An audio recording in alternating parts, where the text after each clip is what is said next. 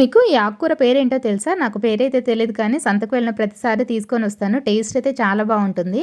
ఈ ఆకుకూర కుకింగ్ ప్రాసెస్‌ని చూపిస్తూ నా స్టడీస్ సీరీస్‌ని అయితే కంటిన్యూ చేస్తాను. ఇంట్రెస్ట్ ఉన్న వాళ్ళు చూడండి. అయితే నా స్టడీస్ అన్నీ కూడా మాక్సిమం గవర్నమెంట్ స్కూల్స్‌లోనే జరిగిపోయాయన్నమాట. ఇంకొక ఇంటర్మీడియేట్ ఒక్కటి నారాయణ స్కూల్‌లో చదివాను. అది కూడా ఎందుకు, ఎలా వచ్చింది సీట్ అన్నది కూడా మీకు చెప్తాను.